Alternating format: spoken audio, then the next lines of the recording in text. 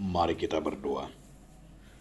Damai sejahtera Allah yang melampaui segala akal, itulah yang melihara hati dan pikiranmu dalam Kristus Yesus Tuhan kita. Amin. Bapak, Ibu, saudara-saudara sekalian, di dalam nama Tuhan Yesus Kristus,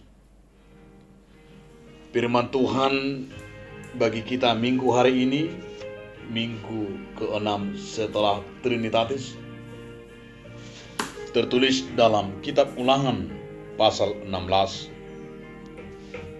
ayat 13 sampai dengan ayat 17.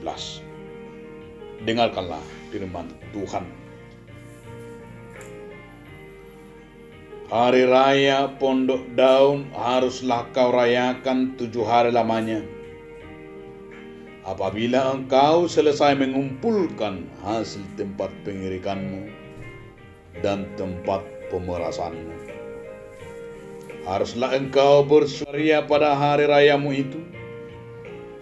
Engkau ini dan anakmu laki-laki, serta anakmu perempuan, hambamu laki-laki dan hambamu perempuan, dan orang Lewi, orang asing, anak yatim, dan janda yang di dalam tempatmu. 7 hari lamanya harus engkau mengadakan perayaan bagi Tuhan Allahmu di tempat yang akan dipilih Tuhan. Sebab Tuhan Allahmu akan memberkati engkau dalam segala hasil tanahmu dan dalam segala usahamu, sehingga engkau dapat bersukaria dengan sungguh-sungguh. 3 kali setahun setiap orang laki-laki di antaramu harus menghadap hadirat Tuhan Allahmu ke tempat yang akan dipilihnya, yakni pada hari raya roti tidak beragi, pada hari raya 7 minggu, dan pada hari raya Pondok Daun. Janganlah ia menghadap Tuhan dengan tangan hampa, tetapi masing-masing dengan sekedar persembahan sesuai dengan berkat yang diberikan kepadamu oleh Tuhan Allahmu. Demikianlah firman Tuhan. Bapak, Ibu, saudara-saudara, dalam nama Tuhan Yesus Kristus, tema minggu kita hari ini ibadah dan persembahan kepada Tuhan.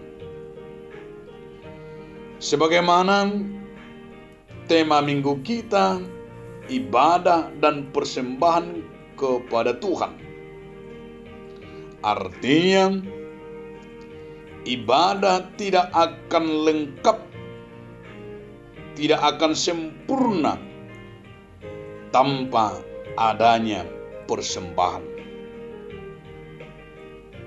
Di mana kita lihat ibadah yang dilaksanakan oleh umat bukan hanya sekedar mengingatkan mereka keluar dari Mesir atau selama mereka juga di padang gurun, tetapi ibadah itu juga dilakukan sampai mereka juga menduduki tanah perjanjian atau tanah Kanaan. Dan sampai hari ini juga perlu kita akan merenungkan ibadah kita sebagai wujud persembahan kita juga kepada Yesus Kristus. Tetapi ada yang sangat menarik jika kita lihat melalui nats hari ini, bahwa Allah melakukan sebuah perjanjian kepada umatnya,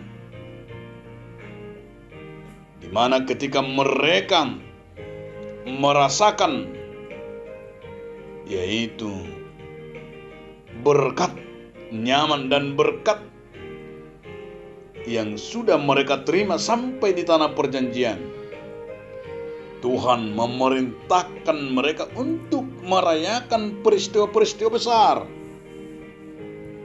Termasuk jika kita lihat dalam Perjanjian Lama, ada 3 perayaan yang harus mereka tetapkan dan harus mereka rayakan, bahkan dengan besar-besaran sampai 7 hari.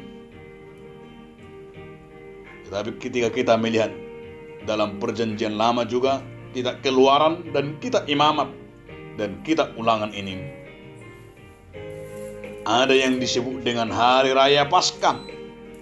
Artinya di situ peringatan keluarnya umat Israel dari perbudakan Mesir, yang memungkinkan mereka menjadi sebuah bangsa yang merdeka. Artinya tujuan perayaan Paskah bagi umat Israel bahwa mereka mengingat segala kebaikan Tuhan yang tidak boleh dilupakan. Artinya perayaan ini menjadi pedoman bagi mereka bahwa mereka telah selamat dan mereka menjadi merdeka. Yang berikut ada juga perayaan Pesta Panen. Perayaan ini dirayakan 7 minggu sesudah perayaan Paskah. Yang lebih dikenal sering adalah perayaan Pentakosta, yang berkaitan dengan pertanian, yang ditandai dengan berakhirnya panen gandum orang Israel. Artinya orang Kristen harus merayakan ini sebagai ungkapan, yaitu sebagai hari Pentakosta, hari turunnya Roh Kudus. Tetapi sekaligus mengingatkan kita bagaimana kita akan bersyukur pada hari raya panen yang disebut dengan pada hari raya Pentakosta.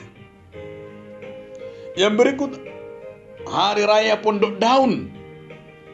Inilah yang kita lihat di dalam khotbah kita hari ini. Maksudnya mereka harus merayakan hari Pondok Daun ini, membuat rumah dari bahan ranting dan daun-daun yang dirangkai sedemikian rupa. Artinya bahwa di sana diingatkan untuk mengingat akan nenek moyang mereka selama 40 tahun di padang gurun telah dipelihara Tuhan di antara pondok-pondok, artinya pondok-pondok daun. Tapi Tuhan memberikan atap, memberikan kenyamanan melalui matahari, langit, bintang, bulan. Disinilah diingatkan bagi mereka bahwa selama mereka diperbudakan dan sampai mereka adalah dalam perjalanan 40 tahun itu, berkat Tuhan itu melindungi mereka sehingga akan dirayakan, bahkan keharusan menjadi pedoman bagi mereka. Bahkan 7 hari lamanya mereka harus bersukaria pada hari itu. 7 hari lamanya mereka harus mengadakan perayaan itu bagi Tuhan dan Allahnya. Bahkan 3 kali setahun setiap anak laki-laki di antara harus menghadap hadirat Tuhan ke tempat yang Tuhan pilih. Oleh karena itu, saudara-saudara dalam nama Tuhan Yesus Kristus, dengan tema minggu kita hari ini, ibadah dan persembahan kepada Tuhan. Mengapa Allah memerintahkan umatnya untuk memberikan persembahan? Bahkan di dalam ibadah itu harus menjadi pedoman kita sebagai persembahan kita kepada Tuhan. Disinilah kita akan melihat maksud daripada firman hari ini, bahwa persembahan itu menjadi ujian bagi hati umat Israel, bagi hati kita. Bagaimana persembahan itu kita akan tercermin. Apakah kita mengasihi Allah atau mengasihi harta atau mengasihi benda-benda yang kita miliki atau harta yang kita miliki? Bahwa semuanya dapat terlihat dari sikap umat Israel akan memberikan persembahannya kepada Tuhan. Bagaimana mereka akan berkenan mengembalikannya kepada Tuhan. Demikian juga kepada kita. Bahwa Tuhan menginginkan kepada kita bagaimana hati kita untuk memberikan persembahan kita kepada Tuhan. Disinilah karena persembahan itu bagian daripada menguji hati kita untuk memberi kepada Tuhan.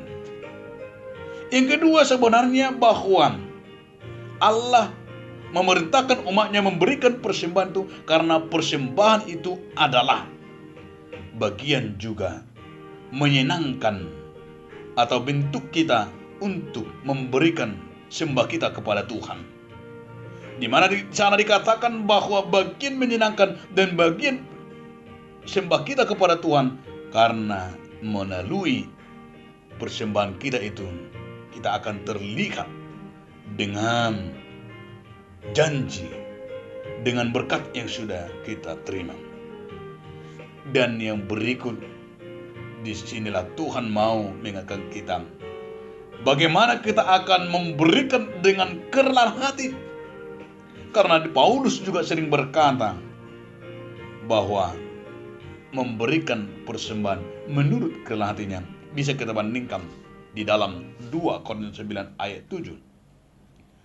Di sana dikatakan bahwa jangan bersungut-sungut, bahwa persembahan yang kita berikan itu tidak pernah kita dengan bersungut-sungut untuk memberikan.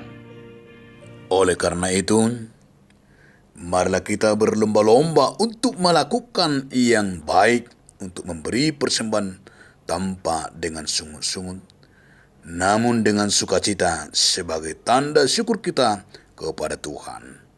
Amin. Kita berdoa. Terima kasih Allah Bapa, yang kami bersyukur Tuhan atas berkat yang sudah kami terima setiap harinya. Biarlah kami Tuhan, dengan ibadah dan persembahan kami, menjadi wujud iman kami Tuhan, mengenal betapa besar kasih karunia-Mu yang kami terima. Dan ampuni Tuhan segala dosa dan kekurangan kami agar kami layak dan kudus di hadapan-Mu. Terima kasih Tuhan Yesus Kristus. Amin.